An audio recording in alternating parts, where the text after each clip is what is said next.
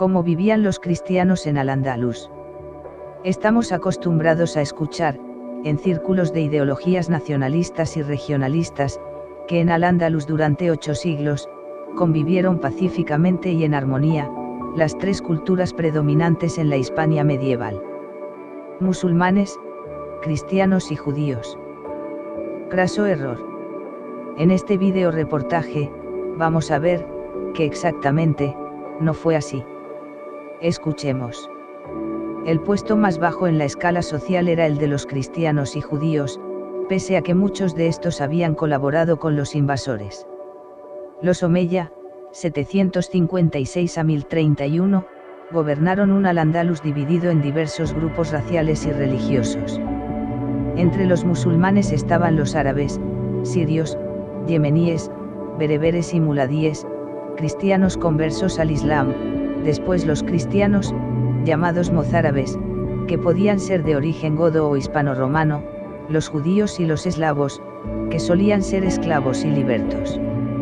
El puesto más bajo en la escala social era el de los cristianos y judíos, pese a que muchos de estos habían colaborado con los invasores en el siglo VIII debido a las persecuciones que sufrieron por parte de varios reyes godos.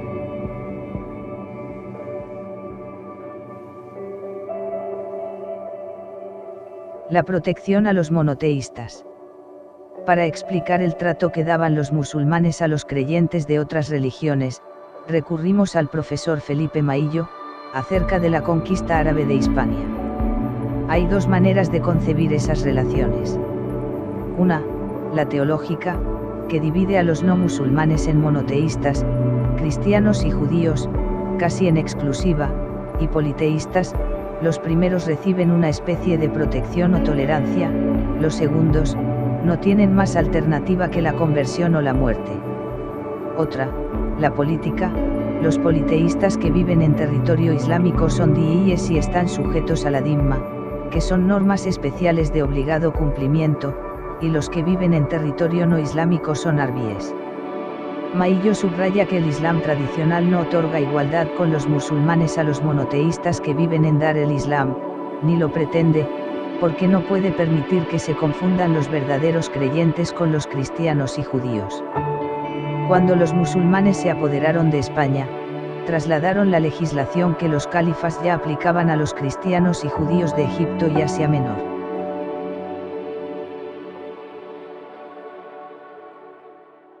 El expolio fiscal y la humillación permanente. Lo primero que hemos de tener presente al analizar el destino de los mozárabes, los árabes les llamaban romanos, nazarenos, rumíes o diíes. El término mozárabe aparece por primera vez en un documento leonés de 1024, es que las crónicas árabes apenas les mencionan. Sabemos que hubo rebeliones porque se narran algunas de ellas, sobre todo cuando se aplastan, pero no sabemos cuántas, o bien por fuentes cristianas. En las escuelas jurídico-teológicas islámicas solo la comunidad de fieles es la única legítima beneficiaria de los bienes creados por Alá y la yihad es el medio por el que se produce la restitución a sus legítimos propietarios de los bienes que los infieles poseen ilegalmente. Rafael Sánchez Saus, en Al-Ándalus y la Cruz. Mediante la dhimma, el cristiano o judío recuperaba una parte de los derechos negados. Este no musulmán estaba obligado a abonar 2 impuestos. Uno era el haraj, sobre la tierra, que podía alcanzar la mitad de la cosecha, y sin reducciones. Encima, la deuda se acumulaba en los herederos, mientras que el musulmán abonaba entre un 5% y un 10%. El otro, era la jizya, que era personal, a cambio de que la comunidad islámica le perdonase la vida. Su cantidad variaba y su pago se hacía en público y bajo humillaciones. En el reinado de Abderramán III se pagaba 4 veces al año. Como los cristianos fueron la mayoría de la población de Al-Ándalus hasta el siglo X, nos encontramos ante un sistema colonial, en el que una minoría armada y salvaje vive en la opulencia mediante el saqueo legal de la mayoría sojuzgada. Otro pilar económico y social de Al-Ándalus eran las expediciones para atrapar esclavos, en las que destacó Almanzor.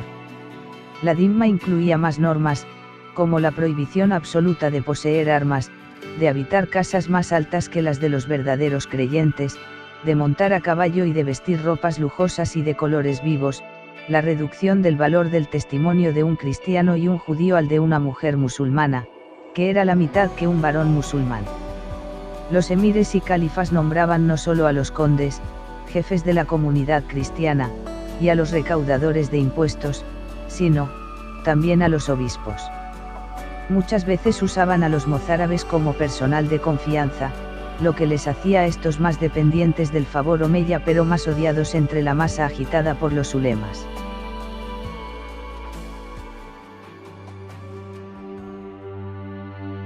Mártires y rebeldes. A pesar de la segregación y de la violencia que padecían, de la que podían librarse en parte abjurando de su fe, los cristianos resistieron la absorción por siglos. Según Richard W. Bulliet, a finales del siglo VIII solo el 10% de los andalusíes era musulmán, un 20% una centuria después, a mediados del X, en el auge del califato, un 50%, y a principios del siglo XI, ya el 80%. Aunque estaban desarmados y desmoralizados, los mozárabes protagonizaron abundantes rebeliones y protestas mientras fueron la mayoría.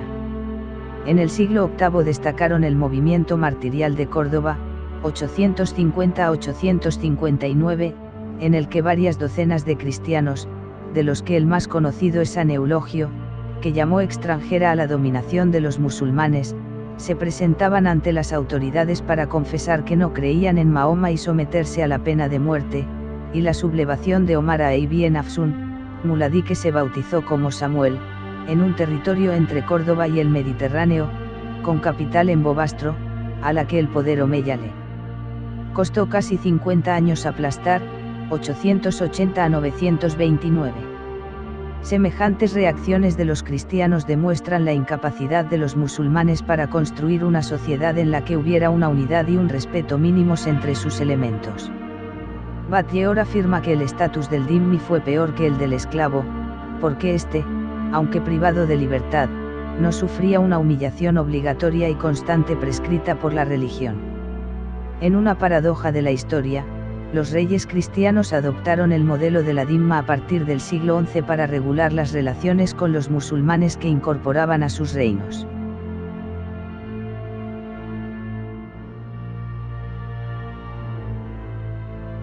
Deportaciones a África. La historia de la mozarabía en Al-Ándalus concluyó una vez que irrumpieron los africanos almorávides, 1086, a los que unos reyes andalusíes, en repetición de la historia de los vitizanos, habían llamado para que les ayudasen a combatir a Alfonso VI. Aunque después de la toma de la fortaleza de Barbastro, 1064, los ulemas y los emires de las taifas endurecieron la dhimma, se pasó entonces a la persecución. En las décadas anteriores, cuando los reinos de taifas caían ante los ataques cristianos, muchos mozárabes aprovecharon para colaborar con sus hermanos en la fe o escapar. Alfonso I de Aragón, que penetró en Al-Ándalus en 1125, regresó a sus tierras con no menos de 10.000 mozárabes. Los almorávides deportaron a miles de mozárabes a Marruecos en las primeras décadas del siglo XII. En 1147, la entrada de los almohades en Sevilla, con la captura y violación de mujeres judías y cristianas, persuadió a muchas de las ya reducidas comunidades mozárabes para huir al norte. Igualmente en el siglo XI empezó la emigración de comunidades judías, aljamas, a tierras cristianas. Sin embargo, los mozárabes de los siglos XI y XII no fueron recibidos siempre con los brazos abiertos por los cristianos libres. Estos se habían desprendido de neogoticismo, insuflado por el clero mozárabe que había emigrado a Oviedo y León desde el siglo VIII, y que si bien había permitido a la España cristiana sobrevivir en esa edad oscura, como dice Sánchez Saus, ni era posible su restauración ni podía animar a la cristiandad hispana a expulsar, por sus solas fuerzas, a los invasores. En España, el Camino de Santiago y los monjes cluniacenses, llamados por los monarcas para levantar los monasterios destruidos por Almanzor, trajeron las nuevas ideas católicas y el espíritu de cruzada. Los reyes de León, Navarra, Castilla y Aragón habían aceptado sustituir el rito litúrgico nacional, que seguían practicando los mozárabes, por el romano. En el Toledo reconquistado, 1085, se produjo un conflicto tan profundo que el Papa concedió el privilegio de su mantenimiento en 6 parroquias.